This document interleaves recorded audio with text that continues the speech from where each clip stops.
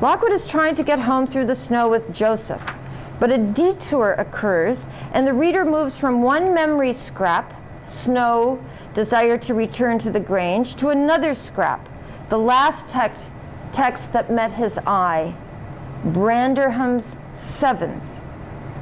An anxiety dream follows as Lockwood is forced to listen to the endless dronings of Reverend Branderham, a sermon in 490 parts on the unpardonable sin. Lockwood has no doubt conflated with the pious spoutings of gloomy Joseph himself and Catherine's ridiculous drawing of him in her book, which is also Branderham's book. The Sevens, I believe, refer to two texts. One in Genesis 4:24, quote, "If Cain is avenged 7 times, then Lamech 77 times," end quote. And then a passage 7 times, Jesus answers, "I say not unto thee until 7 times, but until 70 times 7, end quote. I am not an expert on biblical sevens, but Jesus is obviously recommending much forgiveness over just a little. The sermonizer in the dream, however, is not forgiving. It ends in a melee of vengeance that returns the dreamer to an awareness of his closeted space and to consciousness that a fir branch rattling against the lattice became part of his dream, and he sleeps again. The nightmare or hallucination that follows occurs inside the oak closet, thereby confounding the border between waking and sleeping. He hears the fir bough against the window, decides to leave the closet to stop the noise, discovers he is locked in because, quote, "the hook is soldered into the staple," end quote. So here he literally becomes Lockwood. He breaks the window with his knuckles to reach the branch and instead finds himself holding an ice-cold hand. The limb of one of those stunted firs configured by the north wind he remarked upon earlier has metamorphosed into the limb of a child. Catherine's girl ghost, the author of the marginal or liminal text, appears at the window or limen, calling herself Linton, not Earnshaw, and wants to be let in. He sees her face obscurely in the window. Lockwood is terrified, scrapes her wrists on the broken glass, and blood runs over the bedclothes inside the case. He promises to let her in if she will let go. She does. He pulls his arm back inside and, as a fortress, piles up books in front of the hole, plugs his ears, unplugs them, and hears that she is still moaning. The scratching continues. The pile of books moves. Lockwood, paralyzed with fear, shouts out. It seems to me this startling chapter must be understood as a profound evocation of the imagination itself, of reading, dreaming, and the mental images generated by them, a condensed preview of what is to come in the novel, an image of the book itself as a book. Texts are phantoms after all. The body of the author is nowhere to be seen, and the written word is our chief mode of communion with the dead. And once texts have been digested, they become a part of a reader's embodied reality. They move not only in waking thoughts, but in and through her dreams and fantasies. I, as a reader of the book, enter the world of the book through my double Lockwood, the cynical outsider. As I hold Wuthering Heights in my hands, Lockwood holds Catherine's book in his, and we read her marginalia together. This mutual reading occurs while Lockwood is literally trapped inside a casement that can be opened and closed like a book or coffin, and which is inscribed with the name of its author. And reading is not a mere matter of digesting signs to which one gives a series of dictionary meanings. It is a tumultuous collaboration between reader and text, through which the reader lives, dreams, imagines the story. Further, the reader outside this particular book knows that the reader inside this particular book, Lockwood, is uneasy about passionate feeling, his own stirrings of attraction to a young woman have ironically landed him in a provincial wilderness. I read Wuthering Heights to my daughter Sophie when she was 11. I hesitated, to be honest, but she begged to hear it. I told her it was a strange, difficult, and frightening book, different from Jane Eyre, which we had read before. I told her any time she wanted to stop, she should tell me.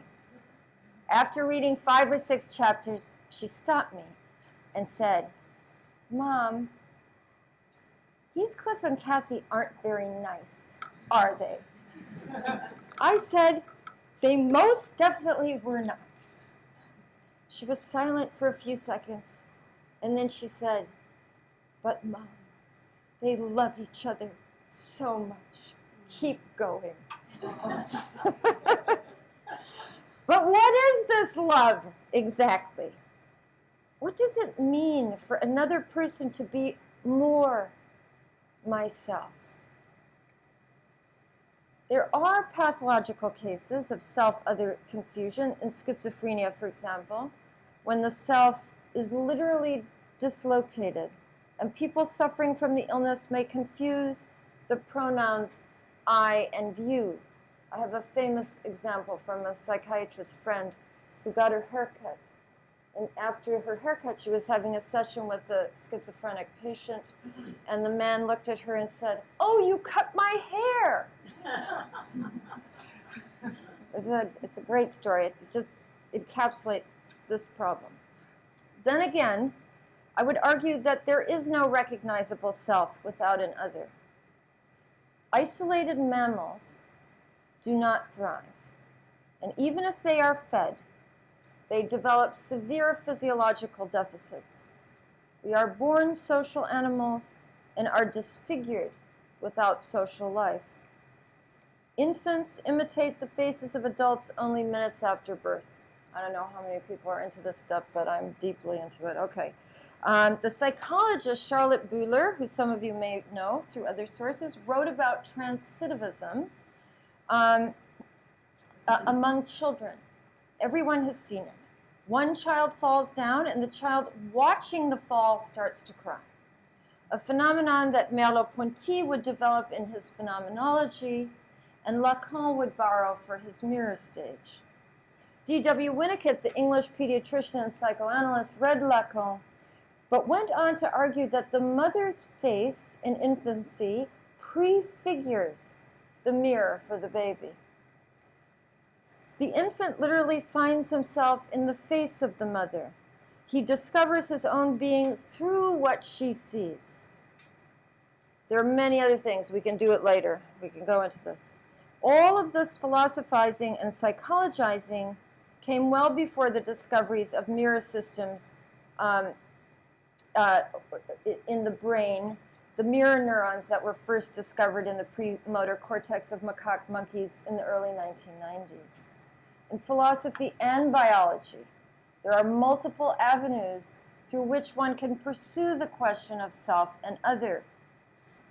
What does it mean to say, "I am you"? Or more strangely, "You are more I than I am"? Christian mystics often employed the language of erotic love to speak of their experiences of transcendence and becoming one with Christ. Saint Catherine of Siena is exemplary. Whenever you want, just look at Catherine and you'll find more than you can bear. Here's from Saint Catherine of Siena, quote, My soul takes pleasure from and exults in pain, since she scents amidst its thorns the odor of the rose ready to open. It should really be translated, she smells among its thorns the odor of the rose ready to open, end quote. For this other Catherine, the passion, the suffering, bleeding body of Christ was literally a bridge, pathway, or opening to union. The vivid mental imagery or hallucination of the crucifixion led to ecstasy. Although Brontë plays with such religious language, she certainly does, including that of mystical longing, seen frequently in her poems, the book is too layered, complex, and polyphonic to be reduced to such a reading. In all events, Emily Bronte's own knowledge of religious excess and alarm about enthusiasm would have come from the Methodists, not the Catholics. I would say the diction of the mystic serves her well, but she puts it to other uses. There is decidedly an amoral core to the novel, beyond commandments and rules, beyond good and evil. As my daughter noted, Cathy and Heathcliff aren't very nice. They are not adulterers, but they behave badly to each other as well as to others. Before Cathy dies, she screams at Heathcliff, the lover's self, using the third person, and then claims he is two Heathcliffs. Quote, "He will not relent a moment to keep me out of the grave. That is how I am loved. Well, never mind. That is not my Heathcliff. I shall love mine yet and take him with me. He's in my soul." End quote. We may be sure that the lovers occupy each other, and in that mutual occupation there is self-other confusion, male-female blending or blurring, not unlike Aristophanes' story in Plato's Symposium, that famous story we all know, about the soulmates divided and longing to reunite, or probably even more close to Brontë, Milton's twins in the Areopagitica, his powerful defense of free speech. Quote, this is Milton, "It was from out of the rind of one apple tasted that the knowledge of good and evil as two twins cleaving together leaped forth into the world."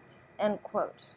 Cleave, of course, has a double meaning, to cling, but also to cut. Catherine clings to the imaginary object, the twin image in her mind, as opposed to the real man, the internal psychic version or sign of the beloved, my Heathcliff. This is also what Heathcliff nurtures beyond Cathy's death, her ghostly twin to which he beckons, come in. The novel is not a riddle to be solved. There is no key, no solution to wrap the novel in. It is a whirlwind of signs, of withering motions. But there is an ongoing play on and with the human imagination, that place traditionally situated in philosophy between the body and the mind, a kind of halfway house between the senses and reason, the faculty that allows us to picture what is not there, which has been seen variously as a form of memory or as a container of memory. It is the faculty by which we travel into the past, but also the one that allows us to fantasize about the future or about worlds that do not exist at all. Symbols are crucial to making present what is absent. And it is interesting that literacy, the acquisition of letters, is the means by which the second Catherine and Hareton find each other. Cathy as teacher, Hareton as student. And Nellie says that she had just begun to teach him his letters when she was forced to leave him. Hareton, who cannot read the infernal inscription from Dante above the door, abandon all hope, ye who enter here. And so this is a book that has been in me for a long time, and its structure and multiple meanings have affected my own writing, much of which is made unconsciously, not consciously. But in my last novel, I did refer directly to Wuthering Heights. There are 19 distinct voices in the novel, which can most definitely be described as wuthering. There is no ultimate authoritative voice. There is no skeleton key to unlock its many doors.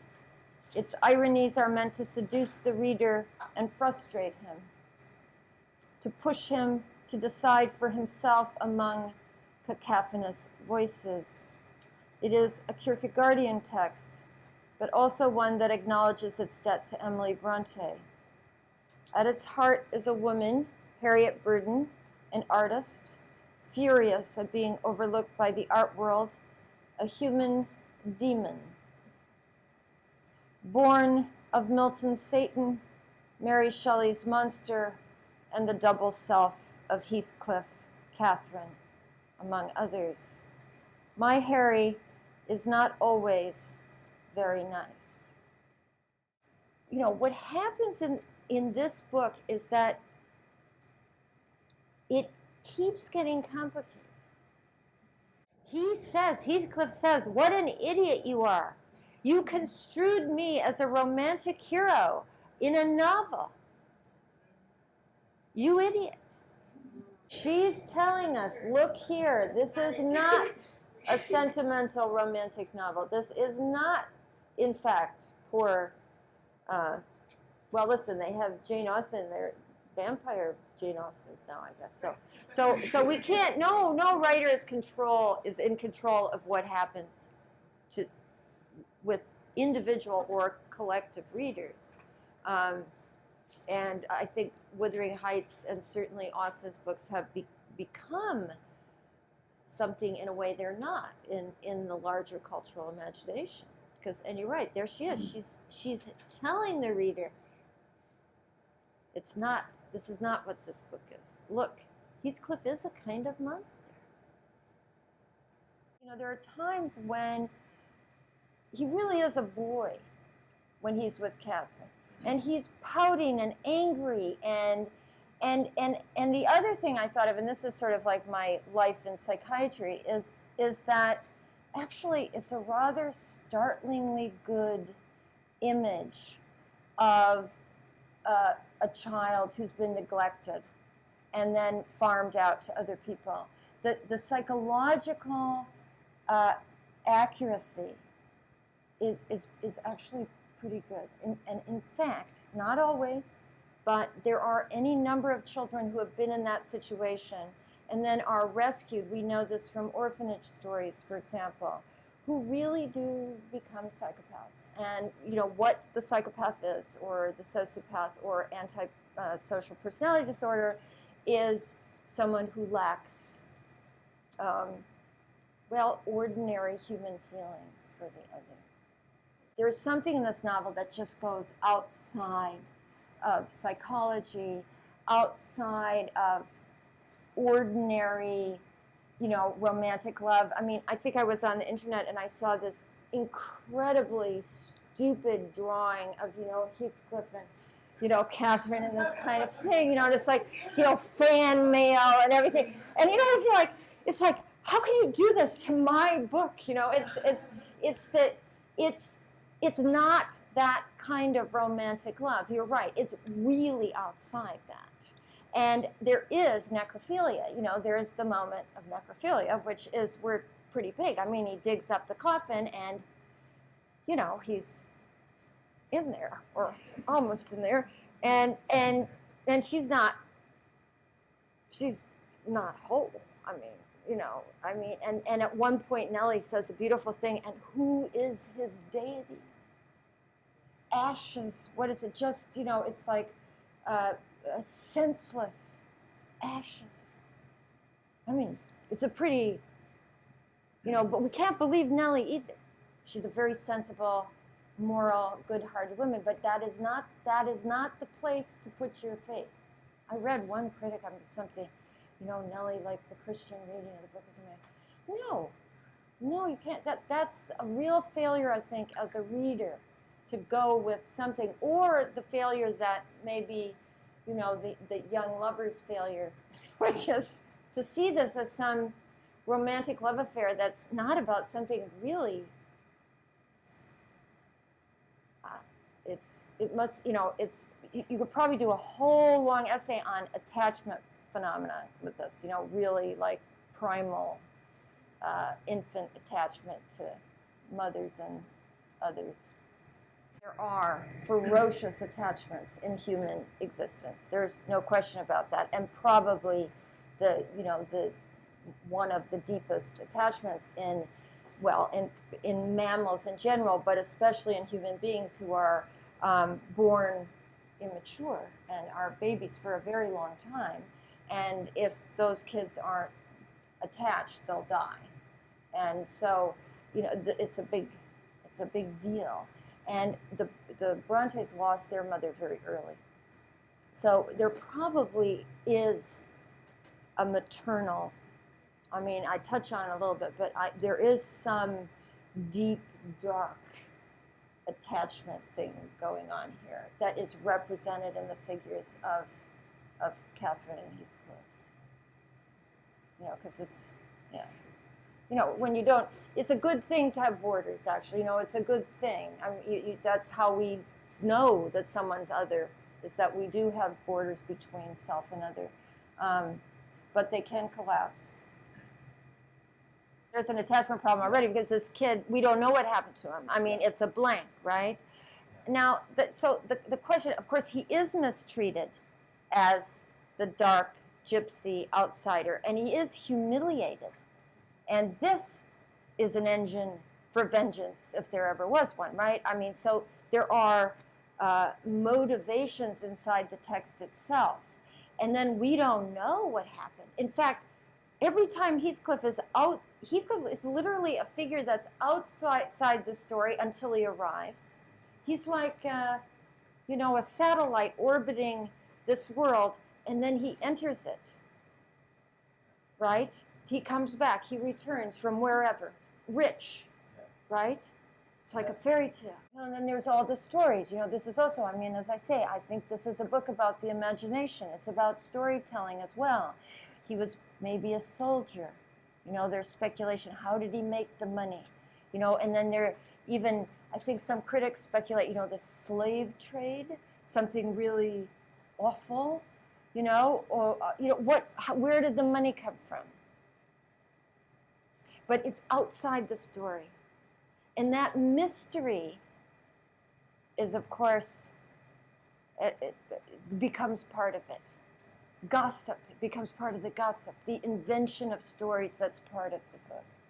And Lockwood at one point, remember, Lockwood says that he has this sort of fleeting fantasy of marrying Catherine too. Or she's beautiful, so he has an attraction to her. And Nellie clearly also had this idea. So this is like a little storybook ending. It's like Emily Bronte saying, ha ha, you thought maybe Lockwood was going to take Catherine and run off to London with her.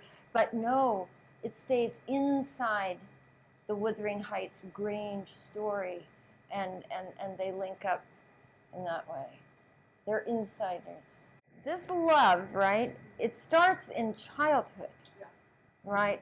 It's sibling love that's not true siblings because he's the outsider, the boy who comes in, the adopted son, if you will. But it's child. It's child love with a ferocious attachment that siblings can have. Twins, maybe even particularly. Psychological aspects of the novel that and sometimes they're very, very effective, in terms even of thinking about what can happen, how people can become psychologically damaged, a person like Heathcliff, for example. But the themes of the book really resonate far beyond this kind of ordinary psychological reality. We're somewhere else. You know, this is poo-pooed all the time, and you know, among sophisticated people. But one always has to feel for the characters.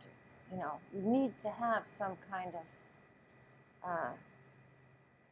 feeling. There has to be some psychological entrance. Or, as I said, the only thing we remember are things that affect us emotionally. Actually, neutral events really do not have much memory power. And this goes for reading material, too. There's an evolutionary idea here, which is actually true, because there is, you know, the old evolutionary part of the brain is like alligators. I like to call it the alligator brain. The alligator brain that we share with alligators. And then with all mammals have, you know, midbrain, or what you're talking about, the next, absolutely the limbic part of the brain, which is emotion. And what human beings have more than any other mammal is a very large neocortex, you know, the front part here. See, the thing is, of course, I mean, listen, Freud wasn't born, and I talk about Emily Bronte using this amazing day residue, which, of course, people noticed long before Freud. You know, he just codified it in a different way. And it's the same thing that certainly in that period, thoughts, especially about passion as opposed to reason, that language is what distinguishes man from the brutes. All this was very much part of a discourse that the Brontes would have been deeply familiar with. Emily Bronte, all the Brontes, they knew these texts, some of them that I mentioned. I mean, they knew their Dante, they knew their Milton extremely well, and they absolutely for sure read Mary Shelley's Frankenstein. It's interesting, you know, because that kind of sexual fear, I mean, I thought about it, that she gives it to a man. It's, you know, the inverted thing. He's the one who's terrified of that ghost getting in, really a kind of penetration. Yeah. You're talking about the Goldman. Yeah, it's pretty. It's pretty there. Exactly. Yeah, but she gives that kind of fear to him because he's a wuss, and she really does not like them. I mean, that you feel. There's not a lot of tenderness for wimps in this book. I grew up out in the country, and we didn't have a lot of supervision. And that was the worst thing, to be the wimp, you know. Right. And you know, it was the good thing was to have lots of calluses. Right. So I have a lot of sympathy for these kids out there running wild. But no, I think the wimp factor in Linton it's almost grotesque. I mean, it becomes a whining, horrible, abject creature. Right. I had insomnia. For the first time in my life, I was 13, I could not sleep. So part of this reading was that I was just awake, reading one thing after another. It was a kind of gorge, because you can't sleep, the light is shining, and those blinds then, sometimes in the middle of the night, I would go and look out at Reykjavik, you know, in this really eerie light of the midnight sun, which is not like daylight exactly, but, and you know, people did go to sleep. Just a silent town, silent, and there I was with this, yes, turbulent inner life, and not able to sleep, you know, looking out the window, and those blinds, you know, that you put up and down, but they didn't seem to help me sleep at all. So I do remember, I mean, I remember that reading of Wuthering Heights better, more intensely in some way than some of the later readings. You know, where I was, what the bed looked like, what the window looked like. And I think we do that, especially with very strong reading experiences. And this is also an interesting question. To what degree do we actually remember what we knew then? I mean, that's, as I said, Wuthering Heights is a book where the past is just given. It's a kind of perfect, it's not really memory. It's just there. It's as if we're sliding back and forth in time with perfect recollection. And then when, you know, Lockwood takes over Nellie's voice, it's really weird. I mean, we've got something strange going on about the idea of the narrator itself. I don't have, you know, some brilliant explanation, but one could certainly think about that for a long time and keep digging into the book to find out what this is about. Well, I'm not making an argument there's no memory in the book. No. But that some of, like, Catherine's book, you know, it says this childish, unformed hand, and then when we're reading it, and of course, Emily Bronte was not a stupid person. This is quite deliberate, you know, that it is a kind of almost hallucinatory experience that we're having. We're right there. And I mean, someone mentioned before, there is the evocation of supernatural things going on, because this memory is also a bit like the ghost, a kind of nicer, domesticated ghost, right? Yeah, another vision that's part of memory. And she's and that makes sense too, because from her point of view, she's a solid citizen.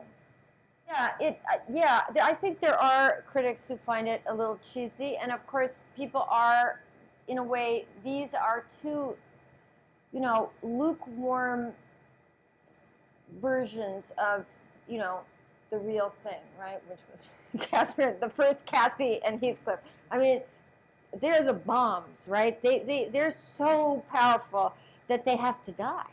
I mean, Heathcliff lives on, but then, you know, he dies really hoping to be reunited with his soul, his soulmate. So yeah, there's something a little, there's a pallor at the end. But reading it this time, I actually found it more, I didn't find it so annoying. I think I was sort of like you, that in a way, the literacy, the act of literacy, that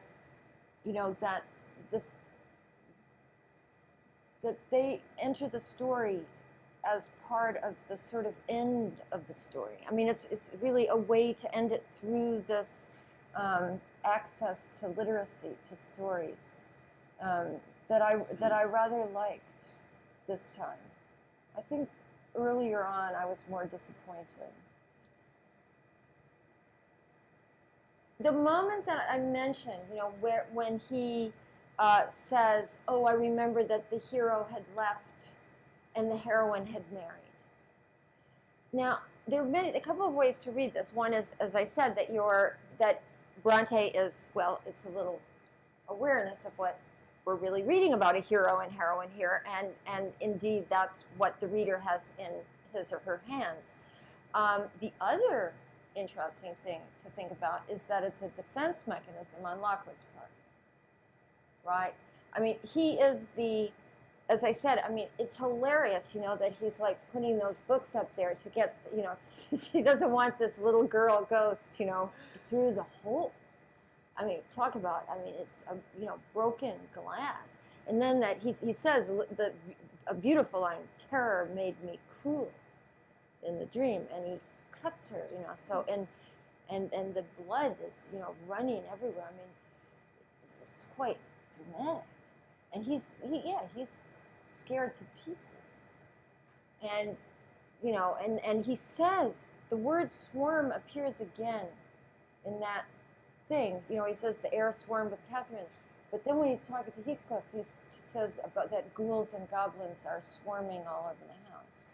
And so there's a kind of, you know, inability to confine this material. Catherine's name, the ghost, you know, it can't be put in its proper place. And this makes a guy like Lockwood really nervous. right? And it's there in his name. He's terrifying. Well, he's kind of the urbanite, right? And it's as if she, our actual author is saying, well, this is a good, this skeptical, cynical, urbane. And I think she, one of the reasons, too, that Lockwood's voice is abandoned is because she didn't like it as much as Nellie's voice. And the prose is actually more beautiful. It's simpler, but there's a kind of, bracing clarity about that voice. He likes, as most of us do, to listen to gossip, which is this long story of Nellie's, which is a kind of adventure of local gossip. And he's enjoying it the way a child enjoys a tale. When he says, "Oh, it's 11, but please go on." It's like, and then you keep going. Absolutely, then you keep going. That impulse of storytelling, and that these stories, and of course local stories, in these rural places, I can attest to this. There were often supernatural aspects. My grandfather used to tell stories about a snake coming out of a grave, speaking to the girl who was visiting the grave, and they were just told as true stories, essentially, and they went from farm to farm. So still there's still lore around. Actually, my grandmother was a very good storyteller. And she had a second-grade education. So she had none of these literary, refinements. But boy, could she tell a good story. It's all timing, right? And, Emily Bronte has very good timing, too. It's a whoosh of a story. She's not boring, ever. That's, actually, I'm married to a writer, and my husband and I quote something that Mickey Spillane. Mickey Spillane is the writer, or is he the hero of the book? He's the character. Who wrote those books? He's the writer. Okay. Mickey Spillane said, "Nobody reads a book to get to the middle." Very important to keep away. Nobody, and Wuthering Heights is, boy, she takes you through. I mean, the pace of the book is extraordinary. She resists every sentimental turn possible in this book, and she makes fun of it. I mean, they read a lot of novels, so they must have digested huge numbers of these sentimental novels. What George Eliot called, silly novels by silly lady novelists. With the perfect heroines. It's a kind of an essay that she wrote, and she makes a lot of fun out of these, perfect sentimental heroines of that period. And I think, as the older I get, the more I guess the more I appreciate the extreme violation of cliches that Bronte is up to. Really, she really hates it. More than her sister. Jane Eyre is a softer book, with Bertha and everything. I mean, it's a wonderful book, but it's a softer book. And that's why it got better reviews. There is a kind of happy ending in the sense that the violence is abated. And the way it's abated is in this more human, more ordinary, less volcanic love between these two who are nevertheless part of the same genealogy. I mean, Heathcliff, yeah, that they're the part of these people, but for them it's actually possible to live. I think the book is amoral, okay? That is the core. this is very frightening to a lot of critics too. And you know, I'd have to make a larger argument because she's playing all the time with the commandments, with morality, but I don't think that that's where the book lands, you know. And I purposely summoned Nietzsche when I said beyond good and evil. This is about life force, and you could read it, I mean, I wouldn't do this, but you could read it as a Darwinian, if one wanted to, a kind of Darwinian life force, which is, by the way, very biblical. You know, when I was a little girl, I went to church and was a Lutheran, and some of these stories from the Old Testament are nuts from a moral perspective. You know, Abraham, I finally found Kierkegaard when I was 15, and he explains in the most strange but extraordinary way how terrible it is that Abraham is asked to kill his own son. Well, this absolutely destroyed me when I was a child. Now, and then, you know, cheating the brothers. These stories go on and on. They're cheating, they're immoral, they do bad things, and what does God do? Rewards them. So what are they rewarding in these biblical stories? I think there is an argument that they're rewarding life.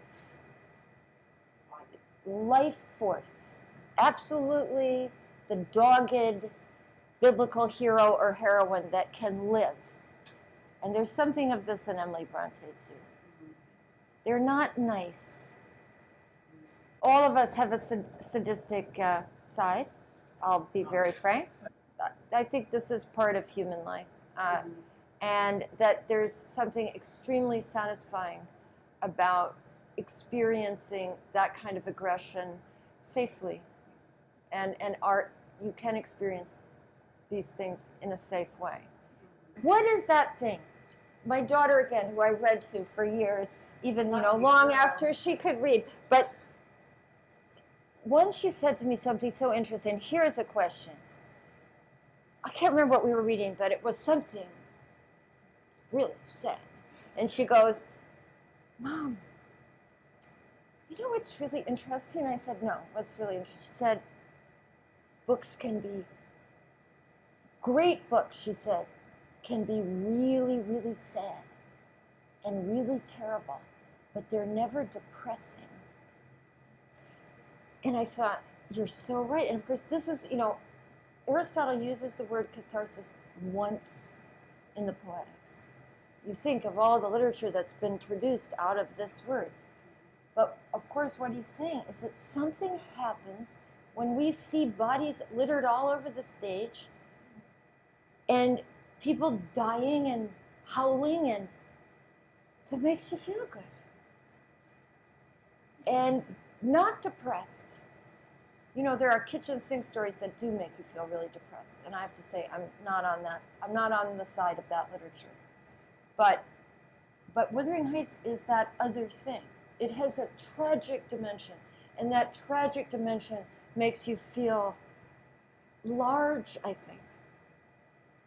That this is part of it. These large characters, so full of feeling, so passionate, make you feel larger yourself through the inevitable mirroring processes that are part of being with other people, but deeply part of art, you know. Yeah, you feel big. Yeah. For example, it is a tragedy if Hareton had been left illiterate. We know that Bronte feels that. And that letters and words and stories, language are extremely important. You know, the non-bestial, the human, the not beast, the unbeast. Gosh, this was fun. Thank you. Really, it was a lot of fun. I had a great time. Thank you so much.